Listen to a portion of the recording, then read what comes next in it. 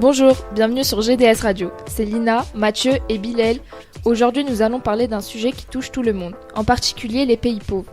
Durant cette émission, nous allons répondre à une interrogation très importante, qui est quels sont les défis de la gestion actuelle de l'eau et comment rendre cette gestion durable. Comme nous le savons, l'eau est une ressource indispensable à la vie, mais malheureusement, tout le monde n'y a pas accès. Le stock d'eau planétaire est faible par rapport à la masse d'eau présente dans l'atmosphère sur tous les continents. L'eau est inégalement répartie sur tous les continents. Je vous laisse donc avec Bilal qui va vous en parler avec plus de détails. Bonjour à tous, aujourd'hui je vais vous parler d'un accès à l'eau inégalement réparti à toutes les échelles. Toutes les 8 secondes, un enfant meurt au tiers-monde parce qu'il n'a pas assez d'eau. Dans les pays chauds, notamment en Afrique, on dit que c'est le soleil qui assèche les ruisseaux. Aujourd'hui, la source est cotée en bourse. On nous dit que c'est inépuisable au Canada, l'eau est gratuite, ce qui est surprenant pour nous Européens.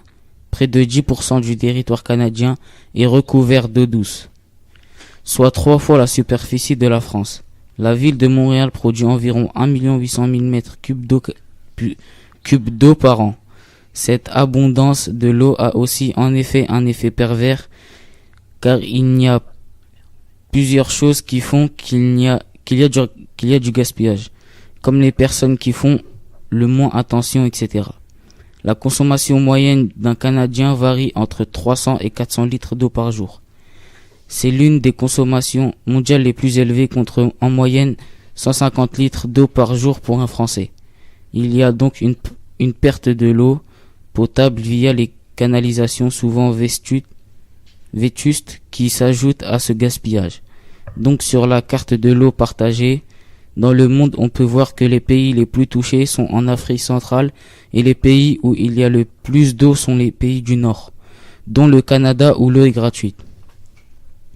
Las Vegas, au milieu du désert du Nevada, ont des robinets partout de l'eau, sachant que pour avoir de l'eau potable, ce n'est pas à moins de 200 km. Alors qu'en Afrique, ils ont de l'eau à moins de 200 mètres et n'ont pas assez d'eau. Conclusion de mon paragraphe. C'est d'abord une question de moyens avant d'être une question de localisation.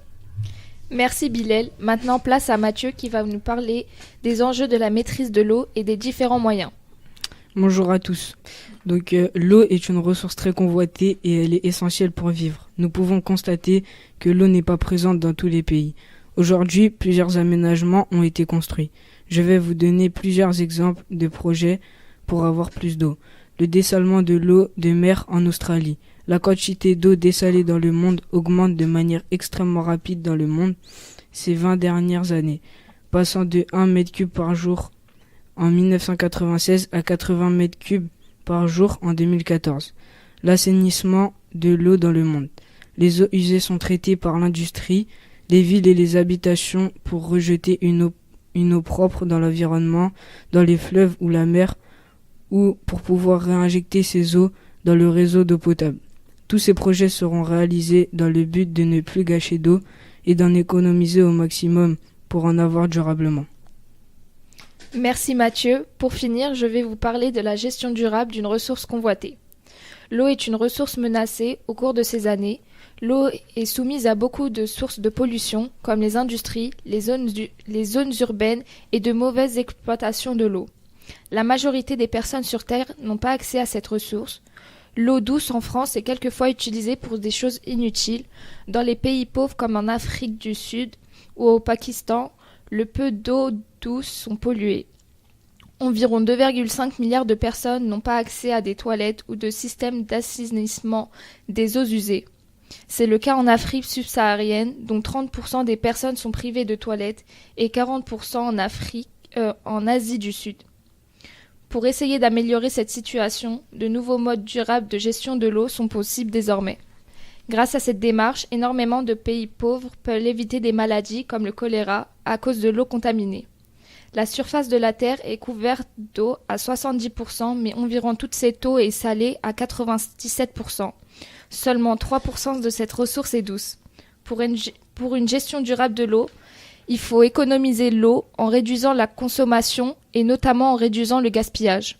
Recycler l'eau usée industrielle, utilisée pour réduire la consommation de l'eau et évacuer les déchets est aussi une option. Une coopération entre États pourrait améliorer la gestion de l'eau. Les organisations internationales et les États devraient réaliser des investissements pour alimenter les populations en eau potable.